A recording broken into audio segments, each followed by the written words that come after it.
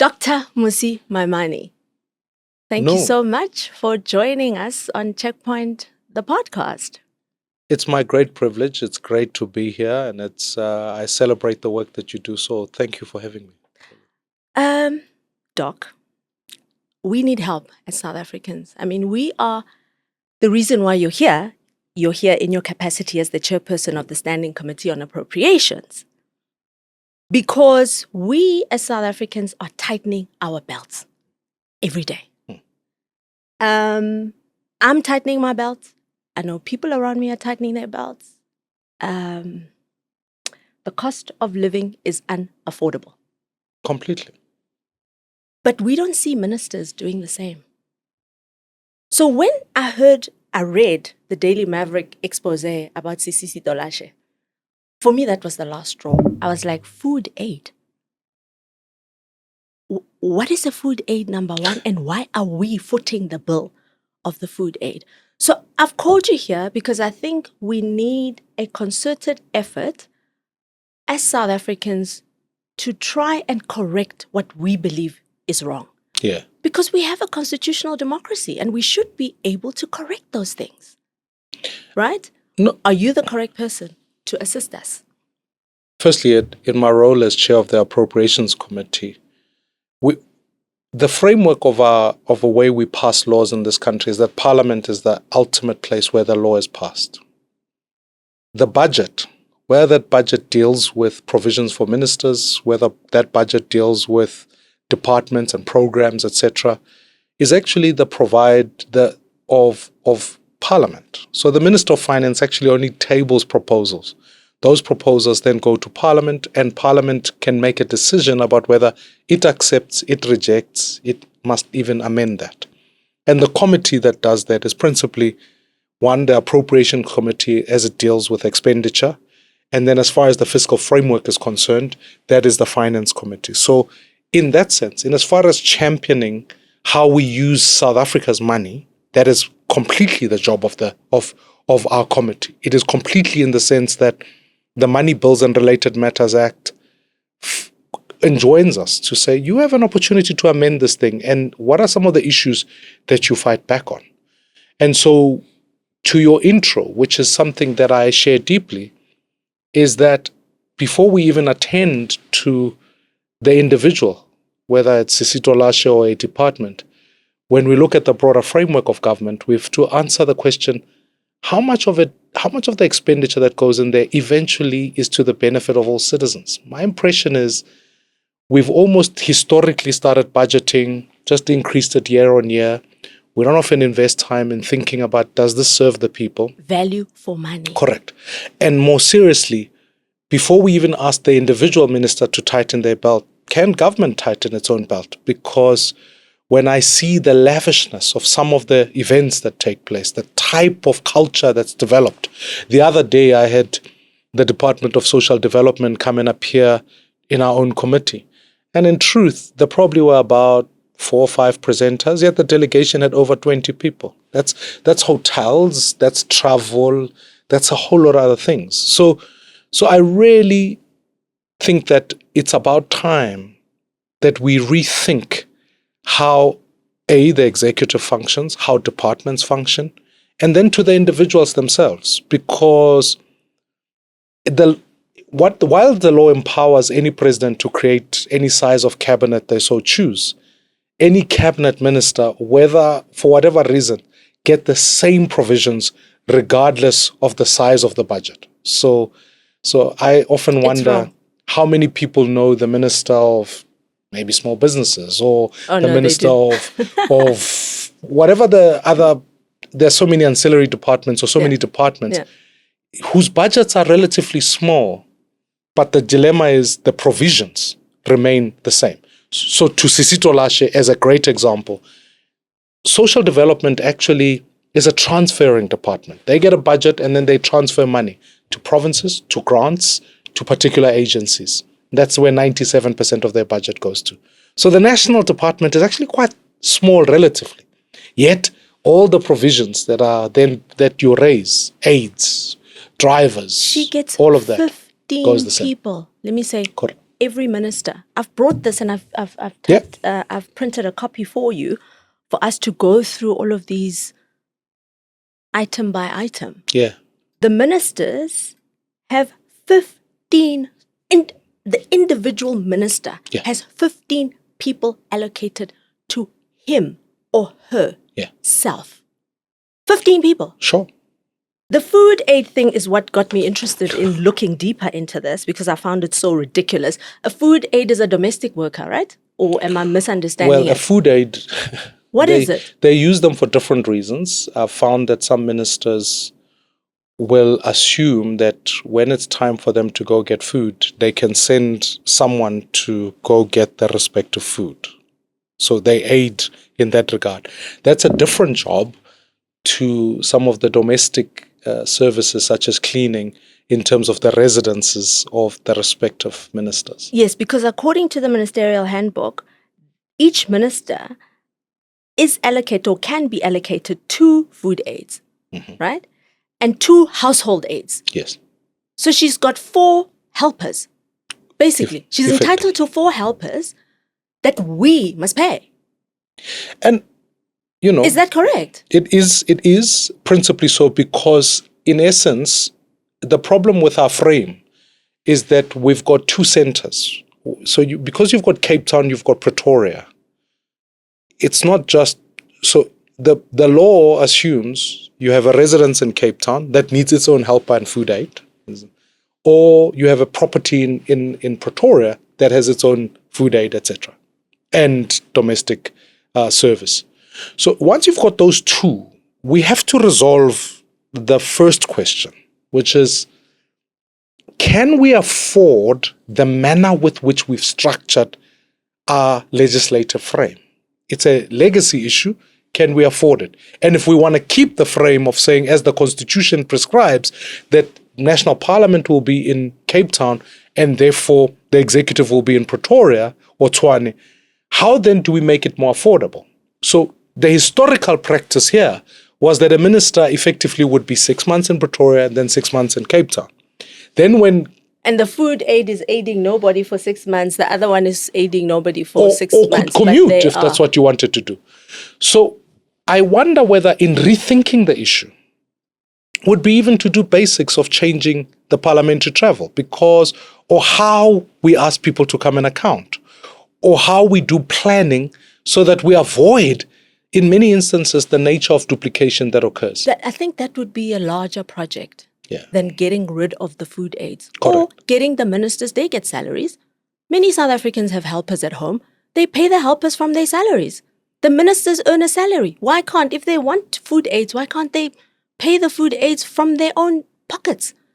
Undeniably so. And I certainly maintain that there's a lavishness that is surrounded by ministers, which, by the way, compared to, if you and I left and went to Botswana and the Minister of Sport or whatever came to meet us, they arrive in a normal car as a normal citizen. If you went to in South Africa, every minister behaves almost as though they are a president in their whole department, which is in some ways the original challenge that we've got to deal with. Yeah. We've got to restore public service.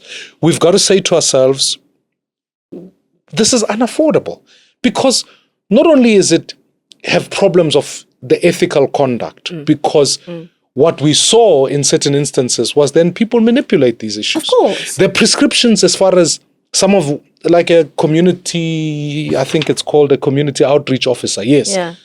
Sometimes in certain departments, unclear what these people do. So they become political appointees who do something else. And then the policing and the enforcement that ensures that the ethics about the issue are maintained then come in too late. You'll find that exactly that your aid then is working also to pay salaries elsewhere. And then it becomes the system itself, because it's so lavish, becomes corrupt. But why has it not been addressed?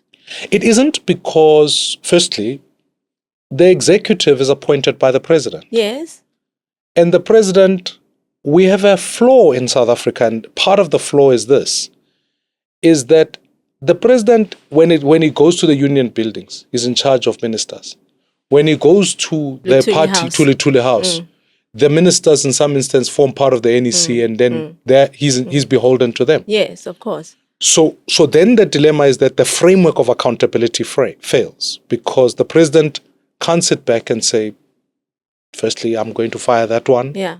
Because they violated the and the process with we're which seeing it now. violations take place and how they are policed is that you've got to trigger a complaint to the public protector, and then the public protector must investigate the essence of that. In that whole process, you end up with delays, and then eventually a report serves before the president. And I've hardly, in all of my time in Parliament, can't remember someone who was fired for violation of the Executive Ethics Members Act. Tolashe was fired, and I think there were other issues that were emerging, but it wasn't on the back of a public protector report, for argument's sake. Yes. So our accountability framework fails, and if you've got a president who's dependent on the party, they generally tend to be reluctant to act. And also, the DGs who are appointed, who are supposed to make sure sign off of many of these things occur, they're supposed to be the technocrats, happen to often be party deployees. Yeah. Now, I think you've got a problem when someone feels that when they enter public service, their first port of reporting is to the party rather than to the public. But then the last and more crucial issue is that when I think about the Minister of Finance, in the job that they've got to do, they've introduced a program now called TARS, so I must give them credit in that all TARS is seeking to do is to evaluate the value of each program. But it doesn't want to touch the executive. Because they don't want to touch themselves. Because suddenly you'll have to justify. For me, if to re-rationalize this issue, we must sit back and go, as it's prescribed on security, before you get all the bodyguards, etc., the act, or at least the provisions here, ask you to have a security assessment done so that we know what your needs are. Your security risk. Yeah. Your risk is. Yes. Now, let's then match those to the budget and say, okay, you are the Minister of Defense.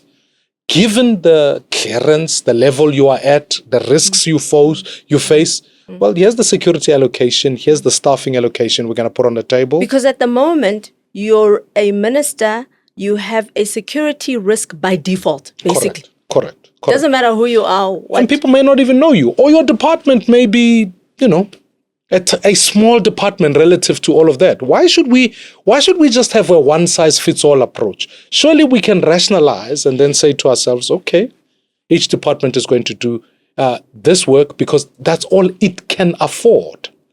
If you are the minister, for example, to come back to social development for argument's sake, in the famous New York trip, the New York trip was well within the codes. It didn't break the law in that sense. But you could question his ethics to say, if we're flying people to New York and we end up with a delegation that eventually costs us a few million, how many social grants could we have paid in that? And so that ethical choice is then left up to the discretion of the department. But what bothers me is that we have crucial departments like education and health. Those budgets are cut. Absolutely. And ordinary citizens need those budgets. They need those services. But the lavishness is not cut. I think because you and I are speaking here just in a... So in other words, what I'm trying to say is that austerity is there. They know, they understand that, there's a small pie now. And we have to cut this into smaller little pieces. But leave our bit, But basically. if we were a household, we're running a household, and you said, which do I cut? Do I cut fancy suits and eating out? Yes. Before it feels like we are happy to cut children's school fees and medical aid before we cut out eating out and other lavishes. Indeed. But the fundamental dilemma that arrives at that point is the absence of knowledge about what are government's priorities. So if we knew that everybody... You mean absence of knowledge from us as the public? No, or I think absence of knowledge from them? Government acts, but I'm not sure government has a script. This is my problem. It doesn't It's know impromptu. Everything is that impromptu. after 5 years, we want to see a society that looks like this. We want to see departments that look like that. Every president who's been elected has been elected by starting off their first message, as night follows days, I'm going to rationalize government departments. They're too many and too big. And many of them intercross each other. We don't know quite what they do. They've got agencies. Just an agency alone, I can give you many of them. We are unclear what they do. But when you appoint an agency, it has a CEO who gets benefits. It has aids, it has buildings, and then you're unclear what they do. But why are you unable to correct this? Why has this been left to prevail for so long? It's a battle we keep fighting. You know, one of the, if you can read many of our reports, I attend to this question of VIP security often to say we've appropriated over 4 billion rand on this thing. Let me counter that with where else this money can go.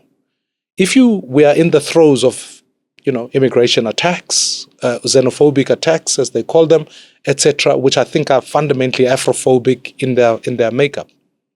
If you were to look at Border Management Agency, which is designed to make sure our borders are secure, they've got thermal scanners, they've got drones it needs 2 billion rands, or 2.2 billion rands to be exact.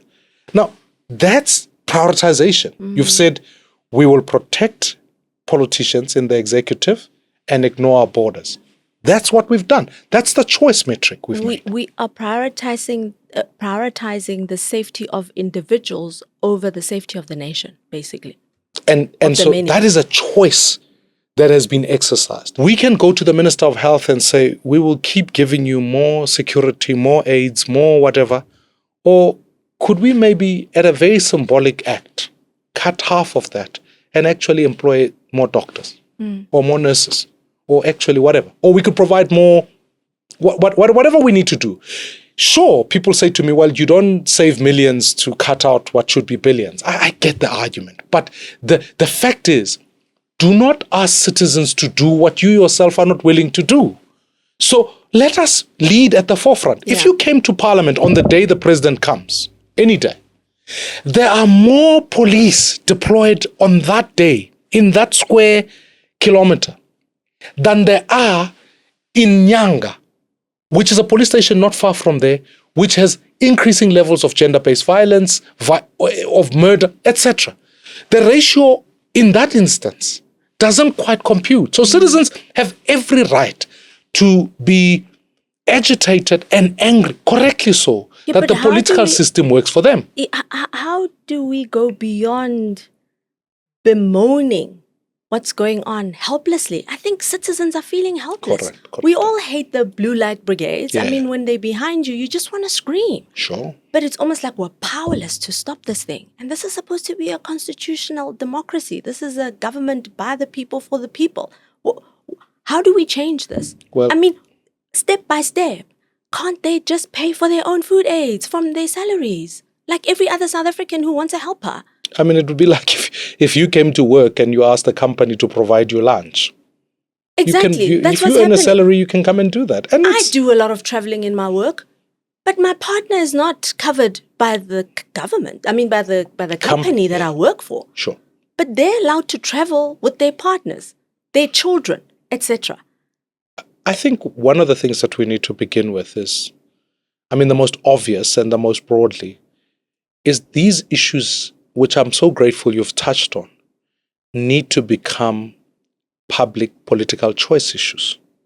Because in many instances, these issues are hidden. South Africans in the main, when we discuss issues because there's got a popcorn effect. We touch on them. We are triggered. We are agitated at the time. Yeah. And then we never stop. Yeah. So children die in a scholar transport issue. Agitated, we are angry. Move on. A week later, the same vehicle that is, not checked properly, not all of that, continues back on the road. And we don't reform the system until the next accident happens. So we have to make issues such as this, because those are the issues that actually are the test of ethics, public. Secondly, I think as people exercise their vote, they need to be able to realize that laws are written by a government of the day. Nothing stops another government from arriving at the union buildings to say, as of tomorrow, we are not having deputy ministers. Just that alone half of what this aid and security and vibes is all about. And a deputy minister has recently said that he's got no work. Imagine the deputy minister of police. Correct. There are two of them. Yes. And he's admitted to the nation, nothing has happened. He still has that job. But Parliament should be doing something. He said this in Parliament. So Parliament then took a view that says that, look, when I write reports for appropriations, this matter we raise. The dilemma is it is entirely in the hands of the person of the president. The president has every right to say, actually, I'm not going to appoint deputy ministers. Or actually, in this instance, I think when we re-rationalize certain departments, we're going to merge some just to make it easy. Because cabinet has grown. Mandela had few, and then it increased slightly. Now we've bloated the thing. Yeah. All in prevention of a motion of no confidence. Yeah. So that you've got people who know if they vote you out, they also lose their jobs. So we need to do that. Then the second thing is, I think in the people we vote for and the lists we produce, we need to ask better of the transparency of those lists. For this simple reason, you have people who come into public office as their last stop. So here's what they start to do. There are provisions in the ministerial handbook that give you travel allowances. So when you travel, you can have this per diem industry.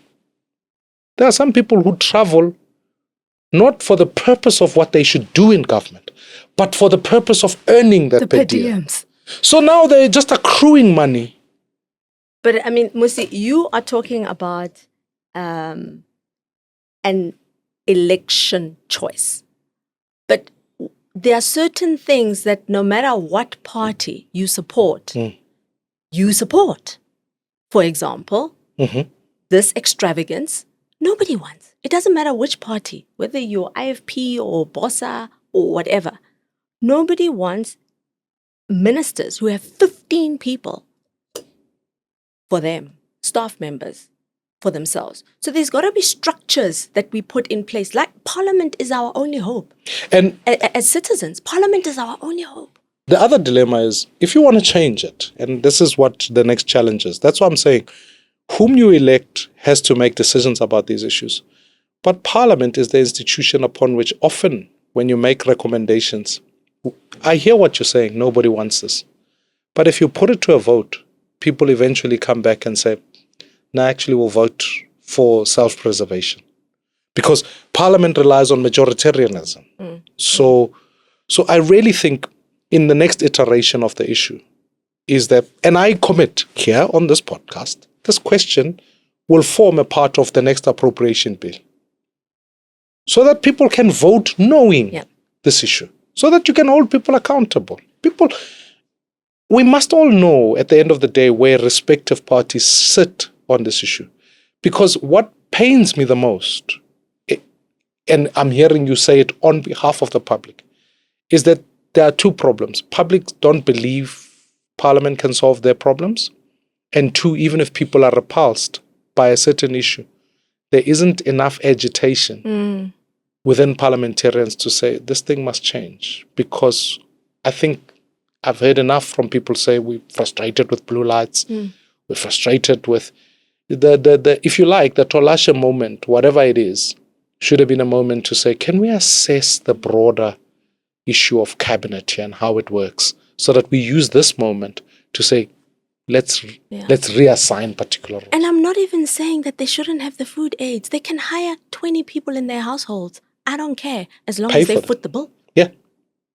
I don't want to have to pay. And the third point I want to make is this, is actually because the budget is the law. Laws in this country have to go through public participation. What pains me is that when we make, and it has to be advertised, I advertised every quarter. Say, come make your submissions. Every quarter, make your submissions. So much so that I even go to villages. We were in Polokwane and we sat with the community and said, raise the issues. Some of these issues need to be ventilated there to say, we want to recommend that Parliament does an exercise that say, does this ministerial handbook still hold. It doesn't serve us. I've got to declare, asked AI for help to assess our ministerial handbook and perks with developed nations, right? As a developing nation. And this is what AI said. Many of these staff members are not technocrats, policy experts. They are political office support structures. The presence of food aides, household aides, whatever. This staffing creates the impression not of a lean developmental state, but of a political class buffered from ordinary life, which is the reason why our ministers are out of touch. Correct. They are buffered from ordinary life. I mean, why should crime be an issue when you're protected 24/7?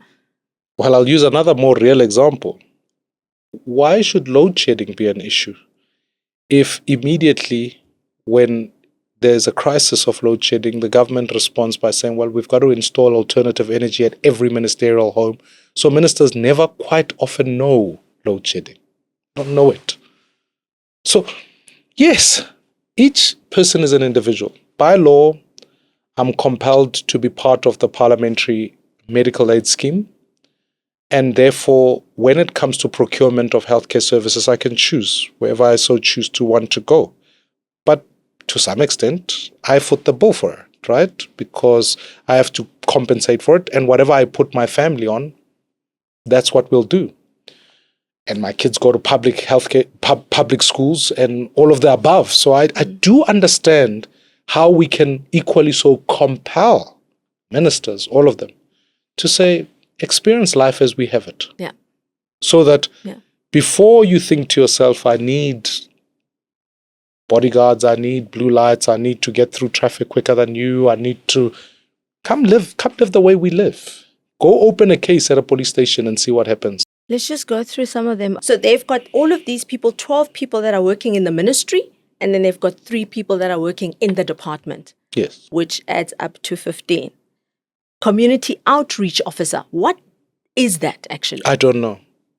I can sit here today and say, I'm not sure what the community outreach officer for the Ministry of Small Businesses or Defense does. I really don't know. Because spokesperson and community outreach officer sort of overlap a bit. Or I mean, I would imagine if you were doing agriculture or you were doing whatever, this is someone who can engage stakeholders and go out when particular exercises are meant to be done. But we are running a government of yesterday. We're not thinking about the future. We're not thinking about, these are... even the present, because we can't afford correct. this. These are archaic things that assumed a particular world. It assumed a world without Zoom. It assumed a world without Uber Eats, for argument's sake. It assumed a world without any of these developments that we've done. Now, a meeting between a portfolio committee and a minister who sits in Pretoria virtually is as legitimate as any other meeting. And Parliament is starting to introduce some of these, but it means it negates excessive travel on one end. So cut that. Yeah. If, for example, a parliamentary liaison officer or whatever these do, they set up the minister's parliamentary engagements, etc., etc.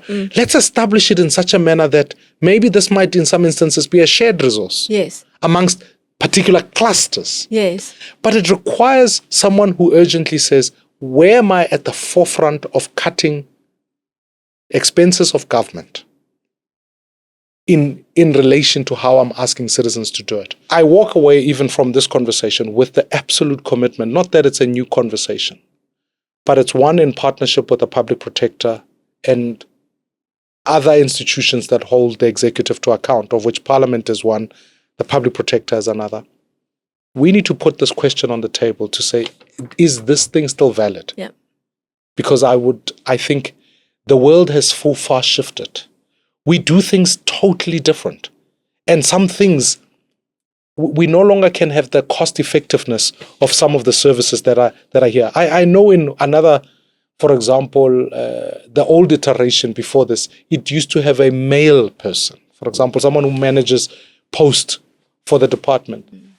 we now send emails, guys. So if we were we don't have a post office anymore. Anyways, so if we got around to thinking like that, where are the other areas that we can? But not only at an individual ministry level, even broader. Because, when I look at most ministries' budgets, they've got a significant cost of employees component, which means they are headcount heavy. And often what we're finding is that it's not just the number of teachers or policemen. It's often in the senior levels where you have the director in charge of stapling. DG, DG, and there's all of that. So we need to rationalize that, not because we just are anti those people, but the reality of it is that their roles are no longer serving the people of South Africa. These things are symbols that we also send to citizens to say your sacrifices that you are having to make, we are also having to make. But I think it's an insult to citizens when they feel themselves going, well, the economy isn't responding, I'm hustling. But those ones aren't. It creates an elitist class of political players who some of them have not worked hard enough to earn that. The dilemma that I think agitates even more is that we are giving you 15 and 12 aids and food aids, yet you don't do a decent day's job. So how then do we rationalize the fact that we give you all of these perks, but you deliver nothing in return? That's even the if you like, the insult to injury that is being purported on citizens. It's so frustrating because when you look at this and you think this person has 15 people helping her him or her at any point in time, and what the value of what they contribute cannot be appreciated. I'm sorry. We are electing parties on many issues, but when it comes to the financial model itself, we don't hold them accountable. Yes. So in essence, when you think about the budget of South Africa, regardless of which administration has come in, the facts on the table is the budget has relatively not changed. It has just become incremental over the year. It's in many items. I would argue probably about 80% of the items on the budget are adjusted for inflation, not always thinking through, does this thing in fact work for us? So now, for example, we've looked at the new adjustment. I think the vehicle allocation has just been moved for ministers from 700,000 and it's gone up. And it's responding to the fact that an SUV no longer costs necessarily 700,000. But the fact that you need an SUV stands. Stands.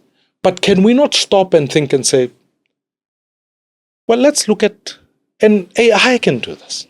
How much travel did you do last year? Ground travel, in essence.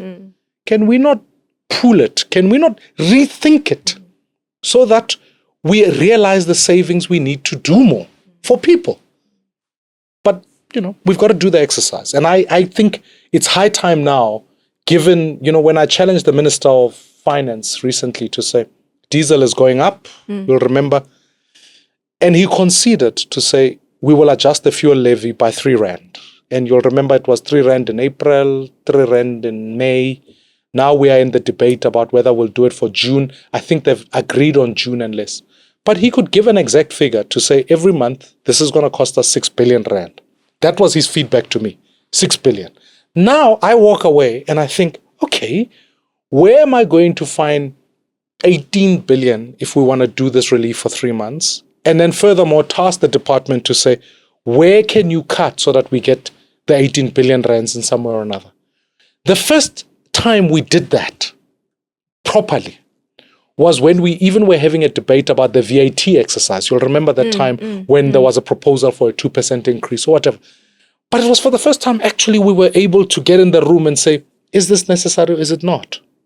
Because the government didn't do the exercise of saying, is this necessary or not? It just said, we need more money. Clearly, let's increase VAT. Is it possible to conduct an exercise of each ministry? We can start with ministers. I mean, I would like you to come back because this is just a start, really. There's so much more to dig into. Ministers, and look at the different ministries and what the ministry needs to function efficiently and effectively, so that each ministry then has a different figure at the bottom. It's not Correct. each minister, let me put it that way, has a different figure here. So agriculture, 4 people can Yes. serve you perfectly. Yes. Mining, you need 16 or whatever. Correct. Can we do something like that? We desperately need to do that. And Parliament at this point in time is in conversation. How we do our budgets actually begins now. It begins with what is called a BRRR, budget review and recommendations. And what each portfolio does, it sits down and it reflects on the budget per department, so that it makes recommendations that then feed into the next budget cycle. That's how we've structured the law. At a time such as this one, undeniably, I can tell you from vote 1 to vote 42, that's the number of votes, in each department, you can see which ones spend the most, which ones spend the least, which ones spend the most on travel, which ones spend the least on travel, and which one spends on support. The exercise is not rocket science. Parliament does it, but it doesn't do it to its fullest. And when it has done it, it doesn't implement the recommendations that it needs to make. So what it needs to do is to be able to sit down and say, and I completely, if a department has a minuscule budget, it doesn't make sense for me to bloat out its executive support, because we must do mirroring. If you want a deputy minister, the deputy minister of finance chairs the PIC. That's one of their jobs. And then the second one does the administration at treasury. So maybe for finance, we might be able to think, well, the PIC is an important one, so we need a deputy minister there. But the deputy minister of policing comes in and says, I don't know what my job is. Maybe we don't need that role. And we can make that decision. That's not... Can't we do that exercise now? It has to happen, and we have to challenge the presidency on this issue. And vote 1 of the presidency will be coming up in a few weeks' time, in 2 weeks. And so therefore, it's at that point that we need to challenge the presidency to say, rationalize your executive. It is simply unaffordable. Just in the face of the crisis we face.